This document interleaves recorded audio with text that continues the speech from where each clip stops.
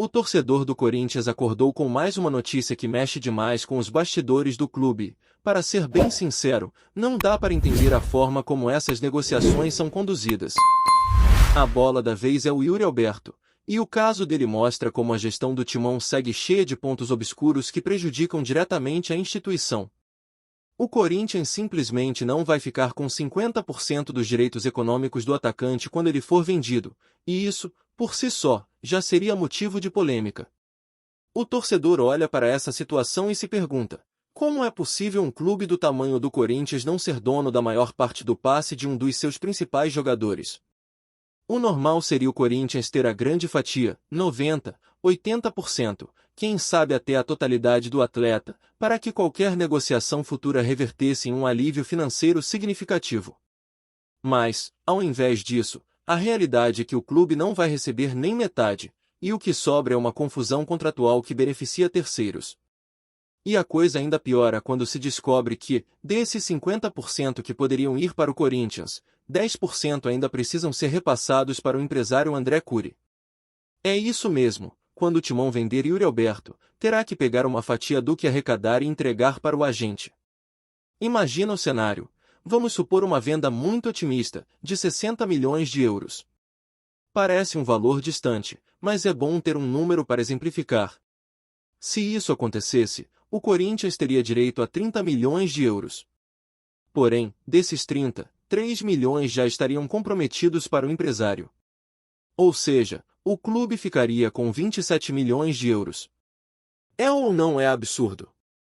E o mais impressionante é que não existe uma explicação clara para que essa obrigação tenha sido assumida dessa forma. A torcida fica sem entender por que o Yuri Alberto é tratado como se fosse um ativo de valor incalculável, quando, na prática, não apresenta um futebol que sustente tantos privilégios. É um jogador importante? Sem dúvida.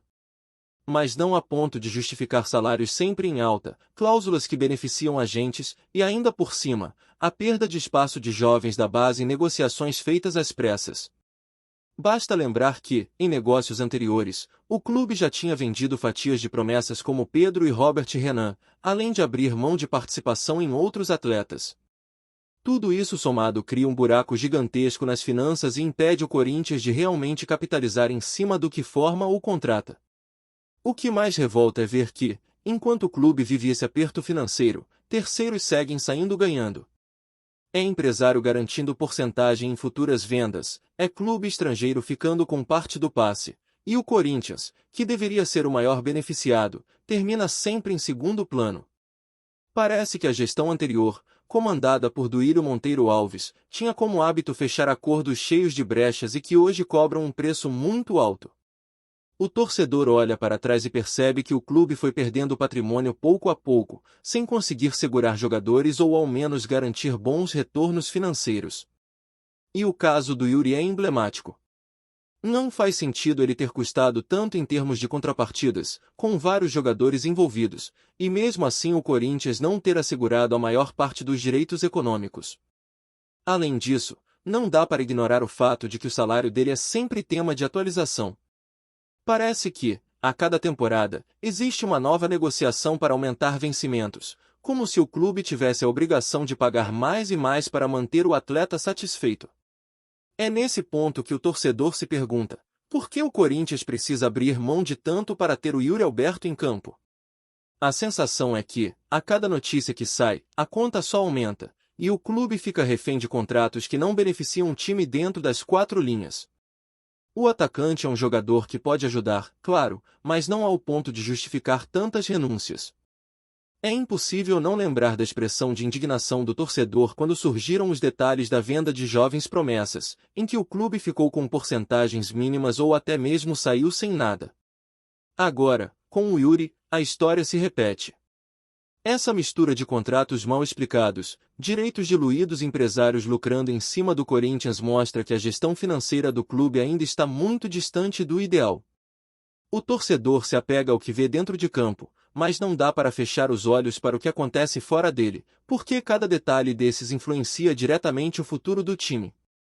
O clube precisa vender bem, precisa arrecadar, precisa se estruturar. Mas como fazer isso se em cada venda parte do valor já está comprometida com terceiros?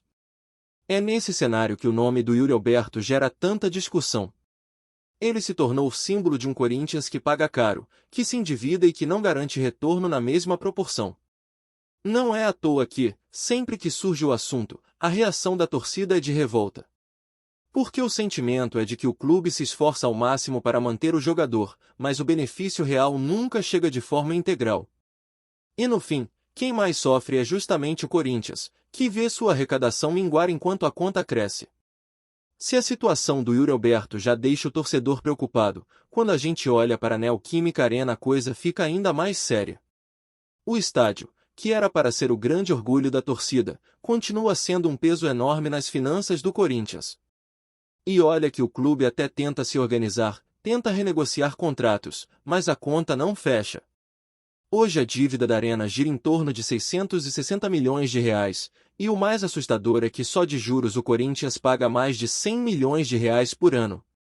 É isso mesmo, todo ano, antes mesmo de pensar em amortizar a dívida, o clube já tem que desembolsar um valor altíssimo só para lidar com os juros. É como se o Corinthians estivesse correndo em uma esteira. A cada passo, a sensação é de que não sai do lugar. E quando surge a chance de fechar um contrato de naming rights mais vantajoso, logo aparecem as complicações. O clube quer vender o nome da Arena por 10 anos, pedindo 700 milhões de reais nesse período, o que daria 70 milhões por temporada. Parece uma boa ideia no papel, mas quando você coloca na ponta do lápis percebe que não resolve o problema, porque a dívida anual com juros passa de 100 milhões. Ou seja, mesmo que entrassem 70 milhões garantidos, ainda assim o Corinthians ficaria devendo. A situação mostra que não é só questão de assinar um contrato milionário. O ponto-chave está nos juros, que comem qualquer receita antes dela chegar de fato ao caixa do clube. E é por isso que o Corinthians busca incluir no acordo de naming rights um indexador, que basicamente serve para corrigir o valor do contrato de acordo com a inflação e com as taxas que já incidem sobre a dívida. Dessa forma, o clube tentaria equilibrar as contas, recebendo um valor que cresça na mesma proporção do que paga anualmente. Só que, na prática, negociar um contrato desse tamanho com cláusulas tão específicas não é simples. Poucas empresas topam bancar uma quantia tão alta e, ainda por cima, aceitar que o valor seja corrigido ano a ano. E enquanto as conversas se arrastam, a dívida segue crescendo. O torcedor sente que a Arena, que deveria gerar receita, continua sendo um gargalo. O estádio está sempre cheio, a Fiel marca presença em peso, mas mesmo assim o dinheiro que entra não cobre a montanha de juros. É um ciclo cruel, em que a paixão da torcida não consegue compensar a má administração financeira que vem de anos atrás. O mais duro é perceber que, sem resolver essa questão, o Corinthians dificilmente vai conseguir respirar. O clube até consegue vender jogadores, consegue fechar patrocínios, mas nada disso é suficiente quando se tem uma dívida tão alta e com juros tão pesados. É como se cada negociação fosse feita apenas para tapar buracos temporários, enquanto a ferida principal continua aberta.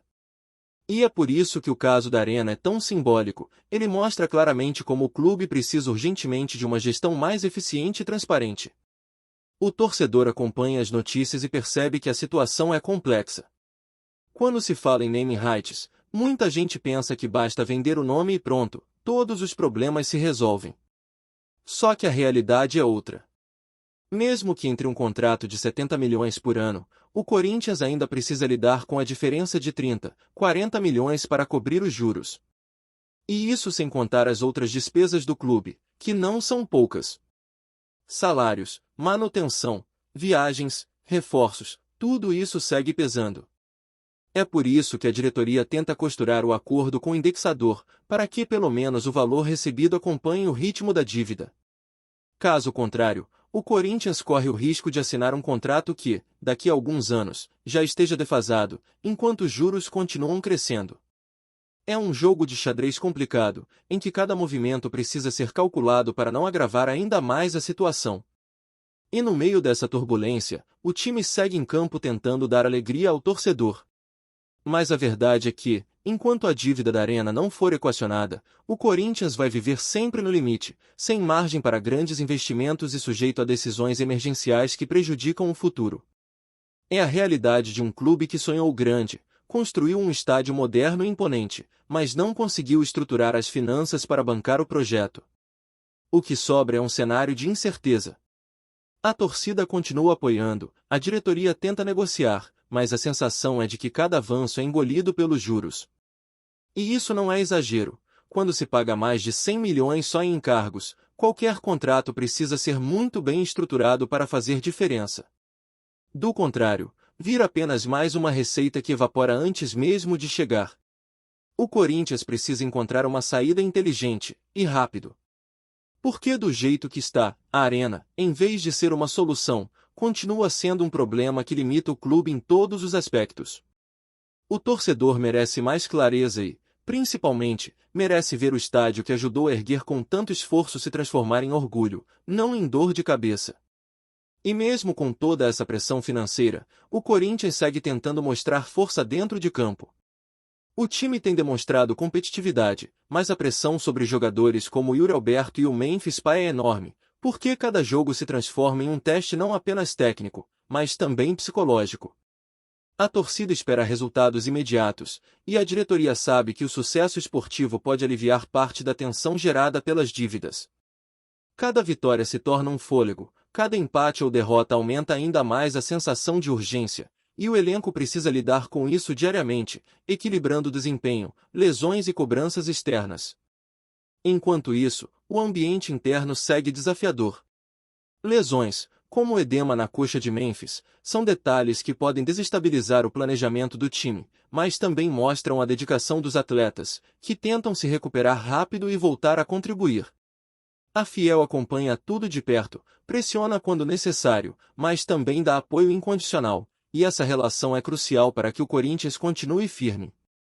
O clube precisa de equilíbrio, não apenas financeiro, mas também emocional, porque dentro e fora de campo, cada decisão impacta diretamente o futuro do timão e o sonho de ver o time crescer de forma sustentável e competitiva.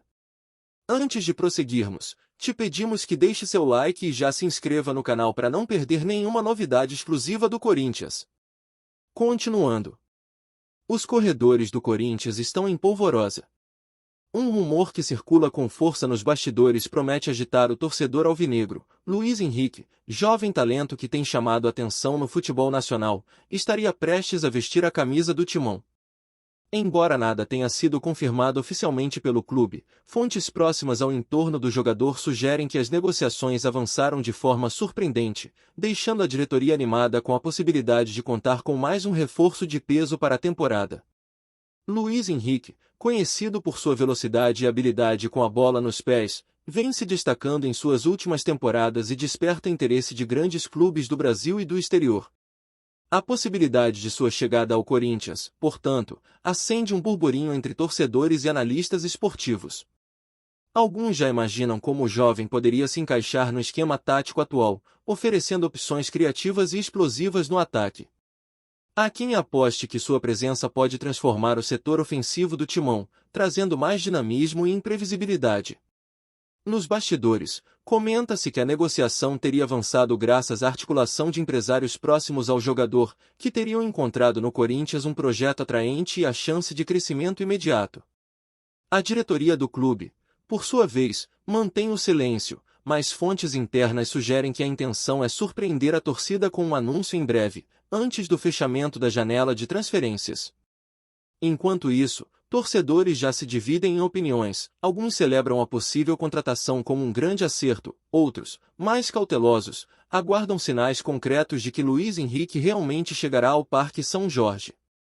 A movimentação, mesmo sendo apenas rumor, já gera expectativa.